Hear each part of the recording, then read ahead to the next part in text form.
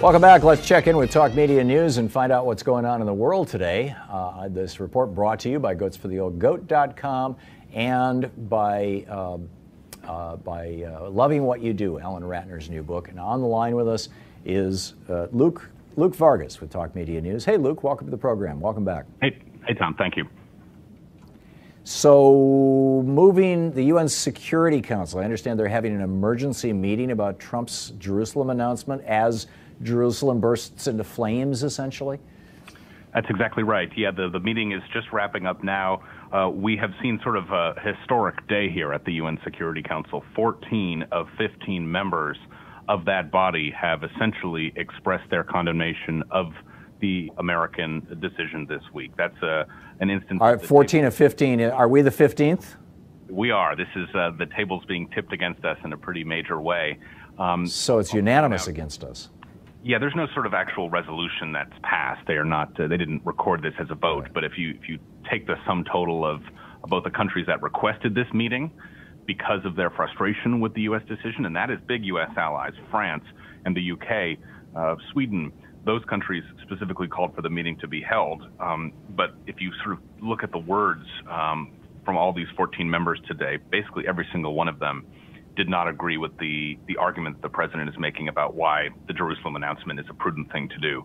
If you go and listen to some of our closest allies, let's take the United Kingdom, for instance, the rhetoric they're using to condemn President Trump is not all that strong. I mean, they're calling this unhelpful. They say, look, you know, our embassy is going to stay in Tel Aviv. We're not going to take up the president's offer, and an offer that Israel keeps repeating this week, on other countries to move their embassies as well. But they did take a further step, and I think this is emblematic of the international community wanting the president to prove that he's actually going to do more than just step one, destabilize, and go to step two, try and use this Jerusalem announcement in whatever way he thinks it's possible to launch into the peace process. That did not ring as a very viable promise when the president said it earlier this week. So Ambassador Rycroft from the UK said, look, the United Kingdom wants the U.S.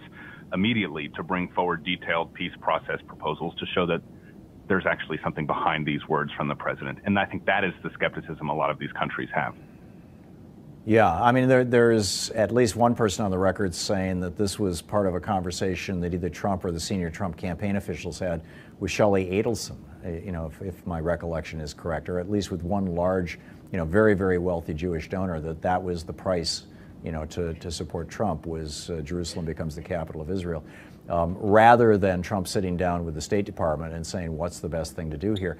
But wouldn't it be actually, I mean, this could turn into a good thing, arguably, if Trump had said, and East Jerusalem, which is considered part of the occupied territories, and East Jerusalem we will recognize as the capital of the new Palestine. Yeah, I mean, I think what you're hitting on is a long-running thought from experts who've been studying the peace process, who say they expected a U.S. declaration of Jerusalem as the capital of Israel to be something the U.S. would play near the end of negotiations. You know, if these two sides, the Palestinians and Israel, had been hashing things out, and perhaps the Israelis felt like they'd compromised quite a lot, the U.S. could come in there, and it really does have a lot of options in its back pocket about ways to, you know, give moral and you know, other sorts of support to Israel. But instead, they decided to play that card first, and it has made, I think, really exposed the weakness of the Palestinian negotiating position right now. I mean, on one hand, the international community is sort of taking a symbolic stand behind them. But if you look at some of the behind the scenes here, we've got some stories repeatedly about the Saudis demanding that Mahmoud Abbas accept the peace process that is going to be laid out by President Trump, sort of preparing them for this Jerusalem announcement over the last few weeks. And, you know, there just does not seem to be a clear message coming from the PLO, from Fatah, from Hamas, of course, which is calling for another intifada here. So in many ways, I think as much as there's been violence and protest today on this day of rage, it's very difficult for the Palestinians to mount a coordinated effort against the Israelis. Their grip on territory is significantly reduced, even from where it was several years ago, and they're not speaking with a unified political voice. Right, and they're lacking resources as well. Meanwhile, the UK is trying to disentangle itself, you know, following the Brexit vote from the European Union and the Eurozone, or in part from one or the other. The European Union being, correct me if I'm wrong on this, Luke, the European Union is the essentially trading bloc, the free trade zone, and the Eurozone is all those countries that use the euro as their currency, right? Right. It's a smaller subset of the EU, just like the Schengen zone is also smaller than the overall borders of the EU.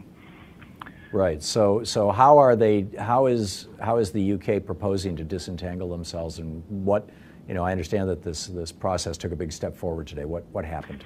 Yeah, so here's what happened today. They agreed to what we call the divorce bill, which is sort of the terms that the further Brexit negotiations will follow, the wide parameters here. And a few major things have been agreed to, and this was a huge sticking point here, specifically what to do about the 3 to 4.5 million European Union citizens that are living, working, and studying within the United Kingdom. Of course, you have everyone from migrant workers who make very little money from Eastern Europe to very well-to-do people from France and Germany who have high-level financial positions in the United Kingdom, or hundreds of thousands of people who go to Oxford or Cambridge and many other universities. And it seems like the UK has made a concession there. Workers, students, other people living in the UK can remain in the country. If they're there now, they can apply for permanent residence. And people who arrive 2 years after Brexit comes into effect can also apply for those same benefits. There appeared to be a very hard lobbying effort by those UK universities to keep the privileges for their teachers, to allow them to keep sort of exchange programs with other parts of Europe. Another big winner, Northern Ireland, which had been worried about a hard border being erected between their United Kingdom territory and Ireland, which will remain a part of the EU. They got a major concession there, and we'll see how this works out. They are going to be allowed to be a part of the EU single market and remain in the EU customs union. So they got a special deal here. Yeah, remarkable stuff. Luke Vargas with Talk Media News, brought to you by goatsfortheoldgoat.com and Ellen Ratner's new book, Loving What You Do. Luke, thanks a lot for the report. Thank you, Tom.